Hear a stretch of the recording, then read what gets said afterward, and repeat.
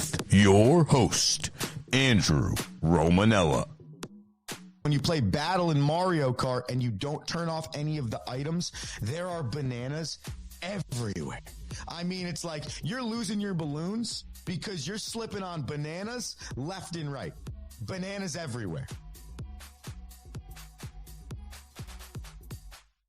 What's going on, everybody? Welcome into another edition of The Rome Show here on 12ouncesports.com, broadcasting live on YouTube, X, Roku TV, and Fire Stick. I'm your host, Andrew Romanella. I got you for the next 30 and change, and I have a fun and exciting for you today, show today for you on a Thursday. I'm fired up. I don't know why. Nothing special's happened, but I watched a lot of great sports last night, and I think I was just excited to talk to the people. Get in on the action on YouTube and X. If you head over to the 12-ounce sports page on either site and you want to comment live on the show, you can do so, and not only can we talk about it, but we can put it live on the screen as well. Canada beats Sweden 4-3 in overtime. Alex Bregman is now a Boston Red Sox. The Knicks, the Cavs, and the Celtics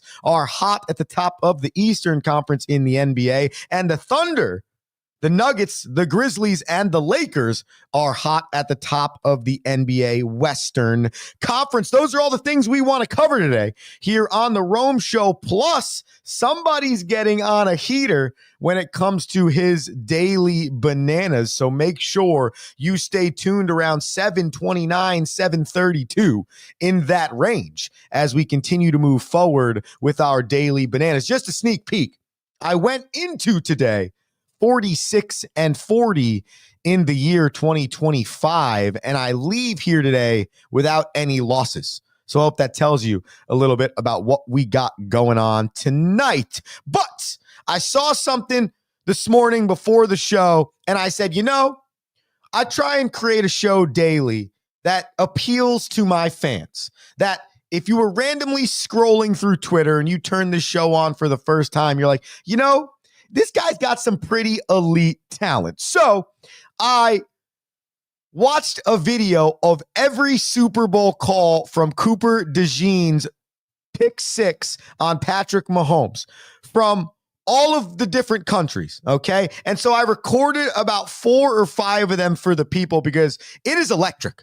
Listening to Cooper DeJean's pick six touchdown return in Super Bowl 59 in multiple countries will have you fired up on this Thursday. So enjoy this minute and 45 seconds right here of 5 different countries calling probably the biggest play in Super Bowl 59. Se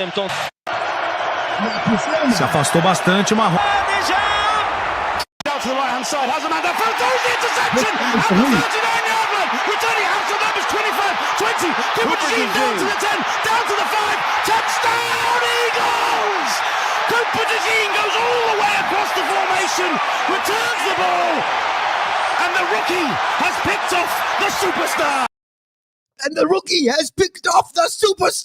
I mean, you don't have a pulse. I'm sorry. You don't have a pulse. If that doesn't fire you up, I'm going to listen to one of those calls every single day before one of our baseball games because I feel like I want to run through a wall right now. The energy is electrifying. And the funny part about it is, I don't know if you feel this way when watching most of those calls, and I think I messed up one of the flags there. It might have been Korea, Japan. I'm sorry. I am atrocious with states, capitals, and flags. I'll be the first to admit my deficiencies. But I say all that to say this. You almost enjoy it more because you have no idea what they're saying, right? Until the last clip right there where the guy was speaking English, I have no clue. And it almost gets me more excited. And there's just something about the international broadcast, the energy, the octave that they get to, something about big plays and different languages. I don't know. That just gives me chills down the spine. But I just wanted to give you some entertainment to start the Rome Show today.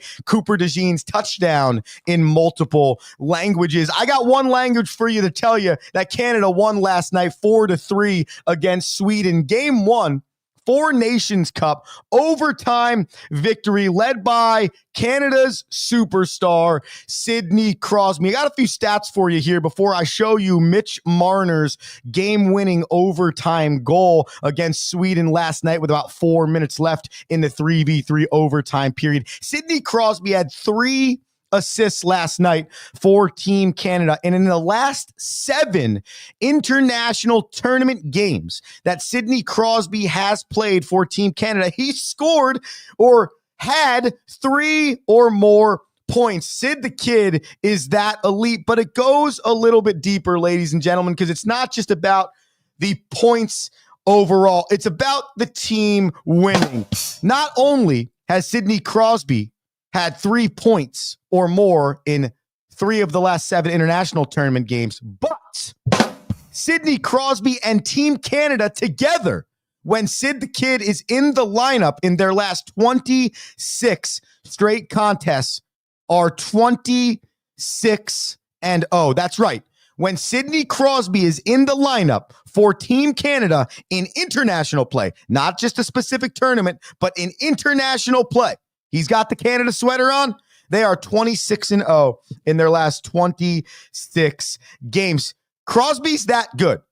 He's that much of a difference maker. You saw it all night last night, okay? And, you know, when you talk about all-time greats, and not just in hockey, but in any sport, you generally think about multiple things that they do, okay? Sidney Crosby's not a one-trick pony. He doesn't just score the puck.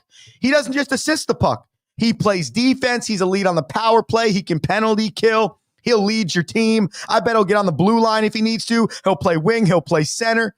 The man can legitimately be the best player on the ice in any position. I believe that's every superstar. When we talk about LeBron James, why do we believe he's in that conversation with, is he Michael Jordan? Is he the GOAT? Whatever people want to say. It's not just because he can score the rock. It's because he can dish the rock. He can rebound the rock. He could be the best defensive player on the floor. And superstars, the elite of the elite, they do all the things. And last night for Team Canada, it was on display for Sidney Crosby. And it started a minute and a half in the game. A minute and a half into the game, he had the puck right on the right side of the goalkeeper. He had like a backhand 180 pass across the center of the crease. Bang. Canada goes up 1-0. And Sweden played well all game. Multiple different scores for Sweden. Joel Eriksson, Adrian Kempe, and Jonas Brodin each had a goal apiece. They were moving the puck, playing fast. The game was fast in general. But the point is, Sidney Crosby is a difference maker. Whether you talk about him on the Pittsburgh Penguins or as one of the best 25 players in the country of Canada, it is awesome. And I urge the people, and we've talked a lot about Alex Ovechkin this year because Alex Ovechkin is going after the Wayne Gretzky all-time goals record. But take some time to watch Sidney Crosby, okay? Take some time to get the Pittsburgh Penguins on your television because he is on the back nine of his career. And I think when his career is over, there are going to be way too many people that say, man, I should have spent more time watching him. Man, I should have tried to find my eyes on the television when Sidney Crosby was playing. Because when he does, it is fun to watch. He's a difference maker, and he is the best player on the ice, hands down, bar none, top to bottom, full game, every time he steps on the ice. Here's my issue, okay? And I'm going to try and find a sounder here that has existed for a long time in this show's history because Rocco Romanella has written into the show. He said, Swedish pronunciation can improve. I got to be honest with you, Mr. Rocky Romanella, you are 1,000% correct. But here's the concern when it's the Romanella family. I can't handle this too Rocky Romanella. Who is that? Is that Hockey with Rocky? Or is that the patriarch of the Romanella family, Rocky Romanella? I mean, I don't know. So hopefully we'll find out which Rocky that was, both though versed in Hockey with Rocky. I will work on my Swedish pronunciations, either father or brother, while I play this Mitch Marner overtime winner 3v3 status. And again, watch the play by Sidney Crosby that gets you to this goal.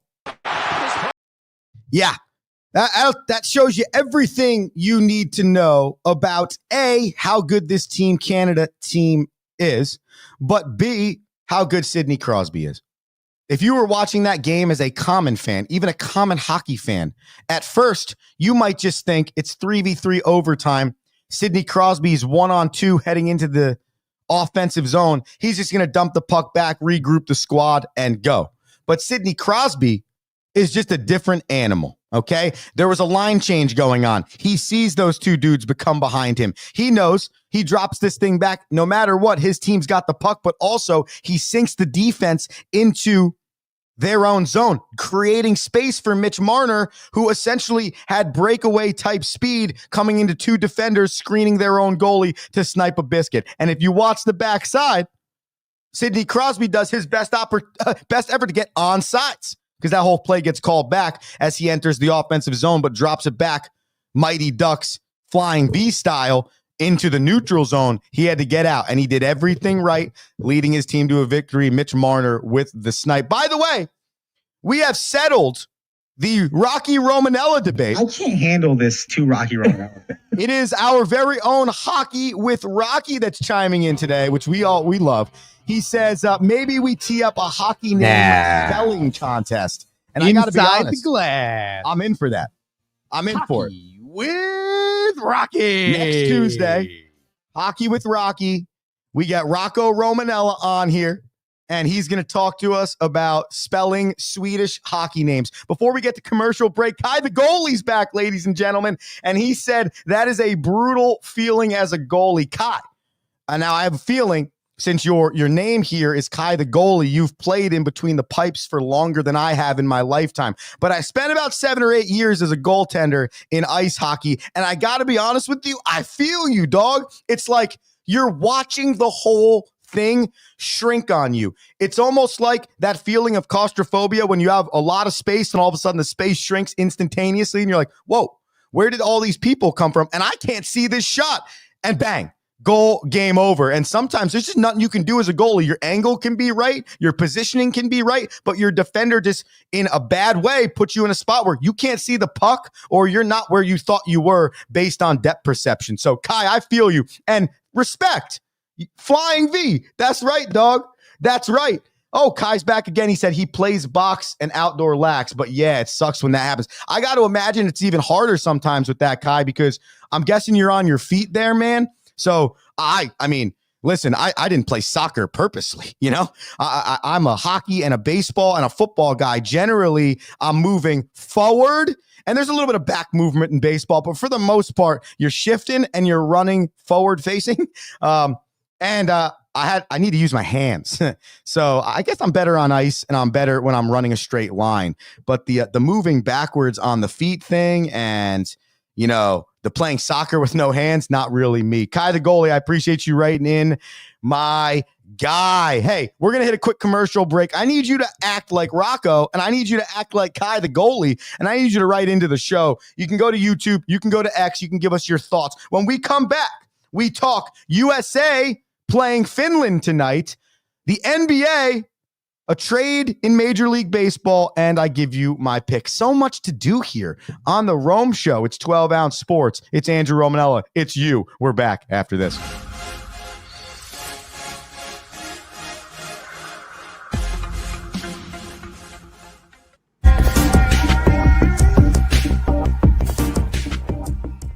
Welcome to MyBookie. You're ready to create an account and start making money, and we're here to help. And remember, you can get a bonus of up to $1,000 on your first deposit. Now you're ready to bet. Just go to mybookie.ag, visit the sports book, click on your bet, and input the amount you want to risk or win in the bet slip. Yes, it's that easy. Just remember, at MyBookie, you play, you win, you get paid.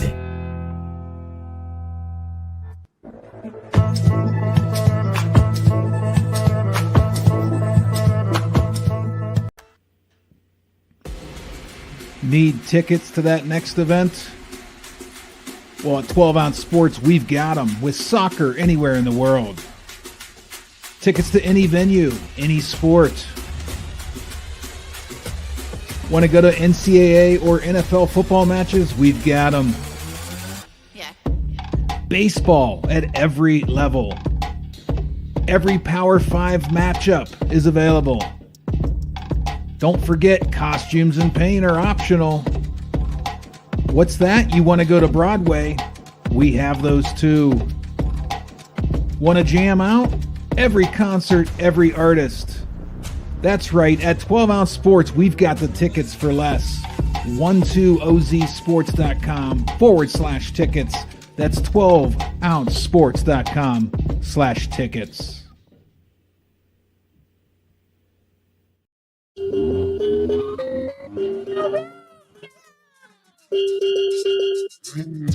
Yeah. It's the Rome Show.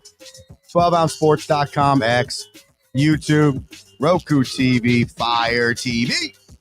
Andrew Romanella. Social media. You, the people.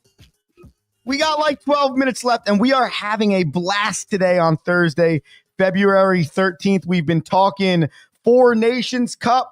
We've been talking Super Bowl calls in a different language.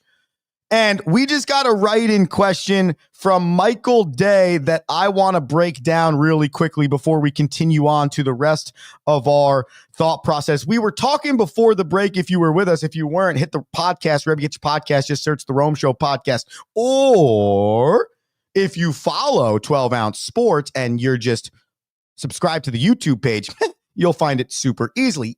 Either way, before the break, we were talking about goaltending in hockey, reference to Sweden losing last night to Canada in OT because Kai the goalie wrote in, it's a terrible feeling playing goalie when somebody screens you and you can't see a shot. And I referenced that I played goalie and it is a feeling of suffocation. Space turns to no space. You can't see, bang, goal. Well, Michael Day writes in, I played QB in college. Which is tougher, goalie or quarterback? Now, Michael, I'm going to throw a wrench into this conversation really quickly because I want to add a third. And no, I'm not a baseball homer. It's just one of those positions that if you haven't played it, it's really hard to relate to it. But when you start to understand the intricacies of it, the difficulties of it, the wear and tear on the body, and all of the things that go into it, I would add a catcher in baseball to this conversation. So I would say quarterback, goalie, catcher. Okay? To me, those are the three hardest positions in team sports. And now you can include soccer goalie in that. You can include lacrosse goalie in that. Like standing between the pipes and having to stop something that somebody is trying to shoot or kick at you or throw with your stick as hard as possible. It's not a task that is faint of heart. There's not one person that just wakes up in the morning and goes, oh, let's go get crushed by that rubber puck. I'm excited, right? It's a special individual that thinks that way, okay? And on top of that, it's not just about the want to go there and stop the puck, stop the ball. It's about the want to understand, I got to move laterally. I have to be really good flexibility-wise. All right? I got to handle going forward, going backwards, looking behind me, turning left, turning right, seeing shots, moving guys, getting slammed into.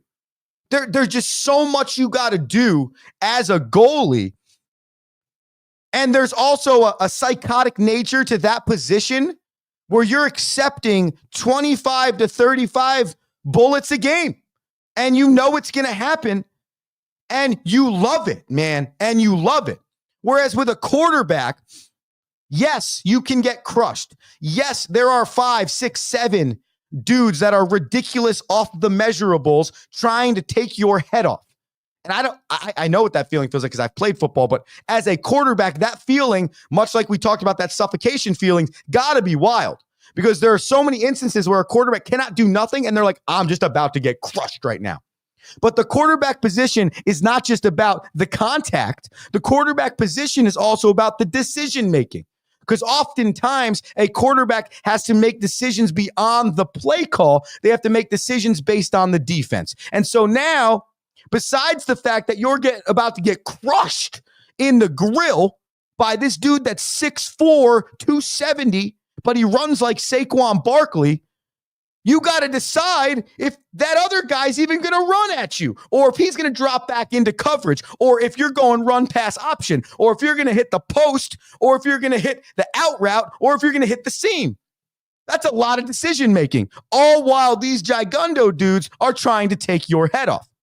And then as a catcher, you're taking all of those things and you're putting them into one position, okay? Because the catcher oftentimes is a direct reflection and result on how the pitcher is doing, how the pitcher is feeling, or can the pitcher get through something?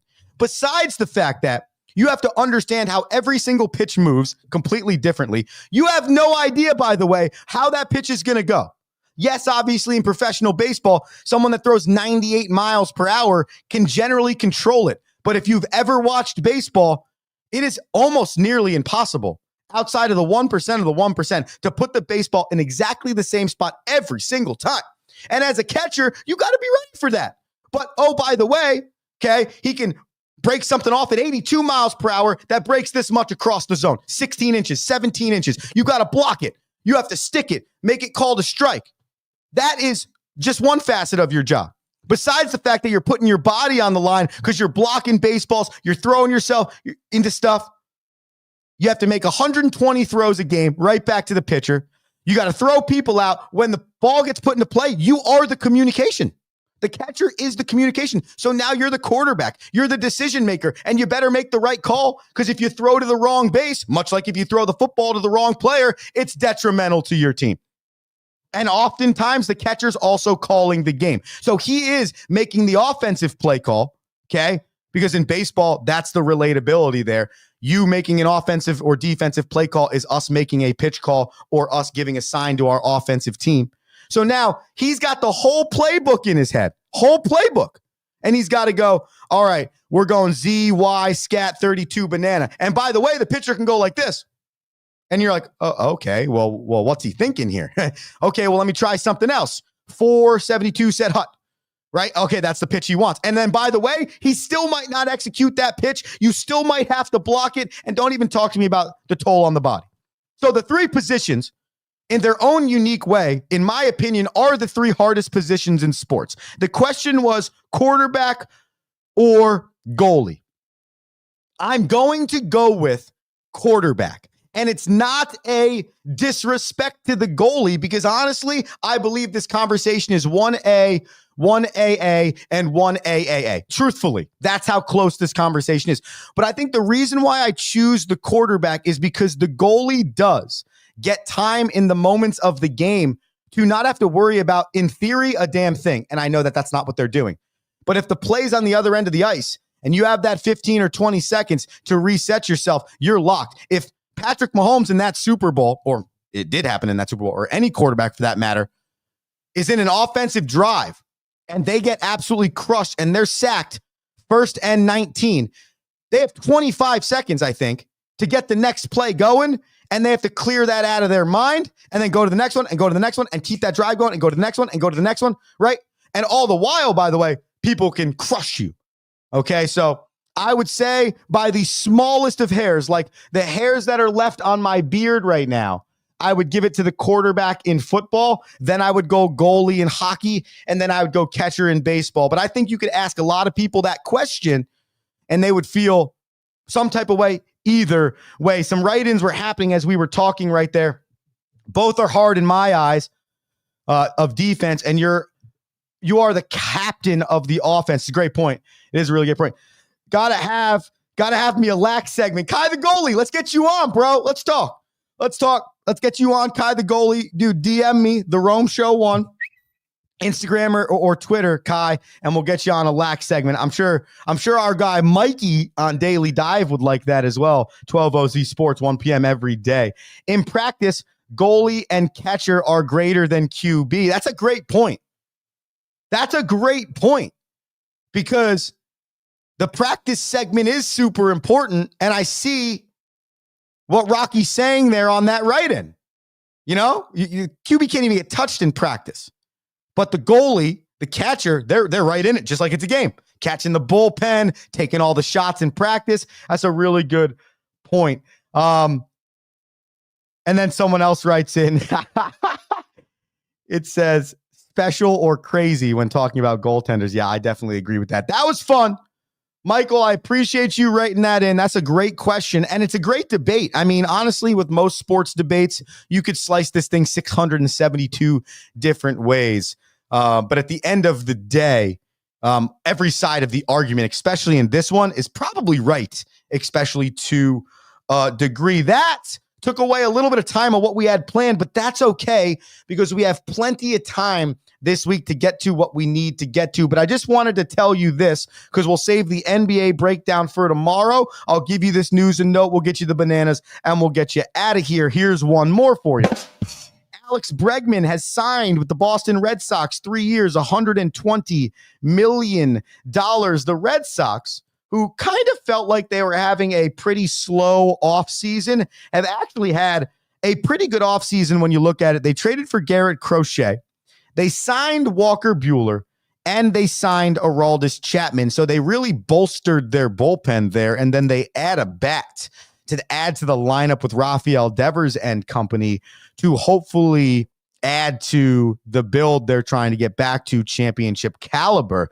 Bregman, he is a career .375 hitter at Fenway, 7 home runs, 15 RBIs, and FYI, he turned down a 6-year, $171 million contract and a 6-year, $156 million contract. So Bregman had some options, but he went with more money and less years, more money per year, definitely. And obviously 3 less years. And he's 31 years old. So that means he'll hit free agency again at 34. But good for Alex Bregman. Solid signings and trades for the Boston Red Sox this offseason. We'll see as pitchers and catchers are reporting in the MLB. We'll start to get answers on that in the next 4 or 5 weeks. And believe me, we will talk about it on the Rome Show. We will save the NBA for tomorrow. Okay, because I want to talk about the New York Knicks. I got the NBA's minutes played per game list, top 18 in the NBA. And 2 of the 3 players on that list are New York Knickerbockers. Okay, and when you take the list a little bit further, in the top 25, 3 of the top 25 players in the NBA in terms of minutes played per game are in that list. Now, it's a long-standing narrative with Tom Thibodeau and the New York Knickerbockers as to whether or not he's managing their bench appropriately when it comes to minutes in the regular season and being prepared for the postseason. The bottom line is the Knicks are playing really good right now, 8-2 in their last 10 on a 2-game winning streak right now, 1 on back-to-back nights, an overtime victory last night against the Atlanta Hawks. So it's hard to deny when the team is sitting in 3rd place in the Eastern Conference right now. They're the best versions of themselves over the last 3 years as this regime has been putting together this Jalen Brunson, Josh Hart, Tom Thibodeau regime. But it begs the question, will the Knicks run out of gas? Do they have enough on their bench to make the postseason run that they went out and got Karl Anthony Towns for, they re-signed Jalen Brunson for, and they believe they're positioning themselves for? It's a big question, and it's one we're going to dissect a whole lot more tomorrow at 7 a.m. on the Rome Show, along with so much more in the sports world. But right now, it is time for one of our favorite segments. Ba ba ba ba ba na na ba ba ba na na.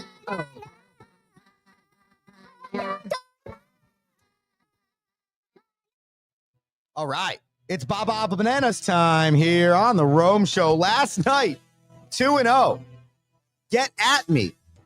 I am 10-4 in my last 14 picks. I told you after a slow start to the year, the kid was coming back, and the kid, much like Sid the Kid last night, did it for his team. That's the Romo Sapiens. So we had Canada money line.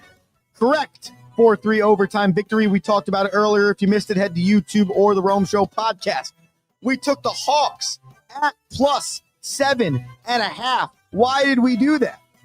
Because the Knicks were on a back-to-back and the Hawks proved the bananas correct, and they lost, but they lost by less than 7.5. So we go 2-0. Tonight, USA plays Finland. USA is doing everything they can to get ready for this game, including bringing Mike Eruzione, captain of the 1980 Miracle on Ice team, one of the biggest goals, if not biggest goal, in U.S. hockey history, beating the terrible USSR in the Olympic gold.